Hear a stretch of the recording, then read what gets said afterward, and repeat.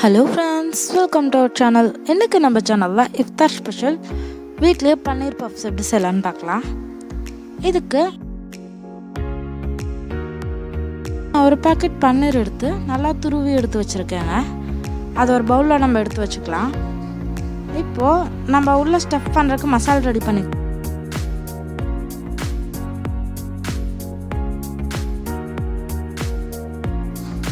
ஒரு கடாய் எடுத்துக்கோங்க. கடாய் ஹீட் ஆனதுக்கப்புறமா ஆயில் ஆட் பண்ணிக்கலாங்க.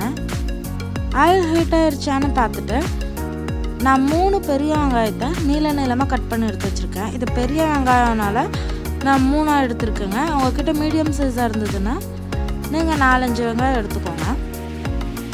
நான் எடுத்து வச்சுருக்க இந்த பெரிய வெங்காயத்தை இந்த வடைச்சட்டியில் ஆட் பண்ணிக்கிறேங்க. இந்த கடாயில் ஆட் பண்ணிவிட்டு பெரிய வெங்காயத்தை இது நல்லா மிக்ஸ் பண்ணி விட்டுடலாங்க.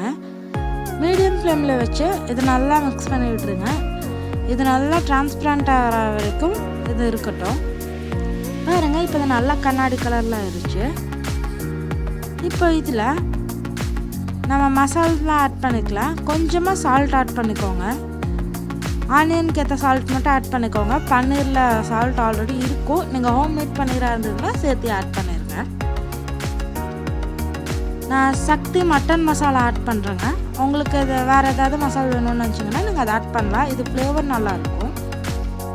ஸோ நான் இதை ஆட் பண்ணிவிட்டு காரத்துக்கு ஏற்ற மாதிரி ஆட் பண்ணிக்கோங்க. ஆட் பண்ணிவிட்டு ஆச்சி எக் கிரேவி மசாலா ஆட் பண்ணுறேன்.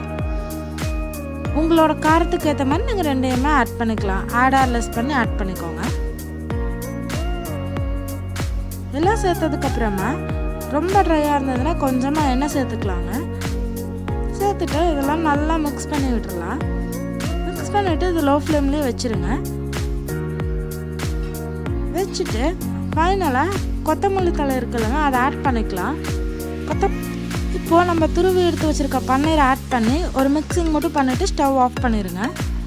ஆஃப் பண்ணிவிட்டு கூட நீங்கள் நல்லா கிளறிக்கலாம். அந்த ஹீட்டில் அந்த பன்னீர் மிக்ஸ் ஆனால் போதும். ஏன்னா பன்னீர் ரொம்ப மிக்ஸ் ஆகிடுச்சுன்னா டேஸ்ட் நல்லா இருக்காது. அவ்வளோதான், நம்மளோட உள்ளே ஸ்டஃப் பண்ணுறதுக்கான மசாலா ரெடி ஆயிடுச்சுங்க. இதை ஆறட்டும். ஆறினதுக்கப்புறமா நம்ம பஃப் ரோல் பண்ணிக்கலாம்.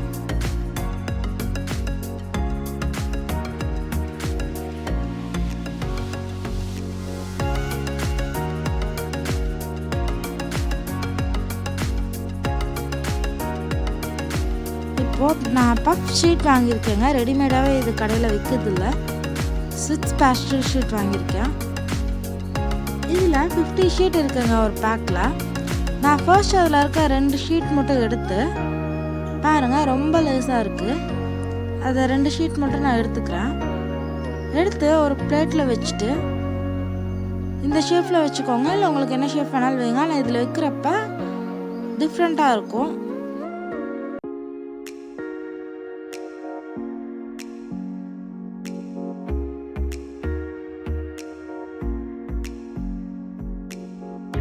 சென்டரில் அந்த ஸ்டஃபிங் வச்சுக்கலாங்க. இது நல்லா ஆறினதுக்கப்புறமா வைங்க. வச்சுட்டு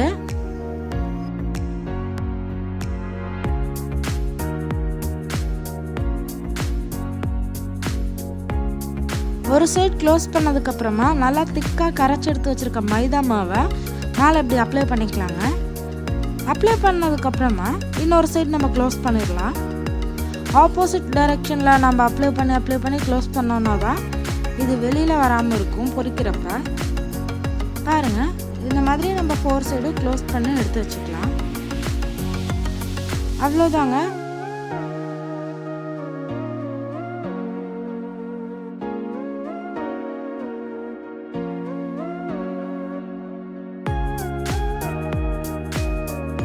இது நீங்கள் ரெடி பண்ணி ஃப்ரிட்ஜில் கூட வச்சிடலாம். இல்லைனா நீங்கள் வெளியிலேயே க்ளோஸ் பண்ணி வச்சுட்டு உங்களுக்கு இஃப்தார் டைமில் இல்லைனா வேணுங்கிற டைமில் நீங்கள் பொரிச்சு எடுத்துக்கலாம்.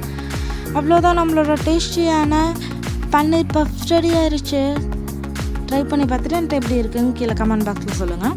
தேங்க்ஸ் ஃபார் வாட்சிங். நம்ம சேனல் லைக் பண்ணுங்கள், ஷேர் பண்ணுங்கள். இது வரைக்கும் சப்ஸ்கிரைப் பண்ணாதவங்க எல்லோரும் சப்ஸ்கிரைப் பண்ணிக்கோங்க.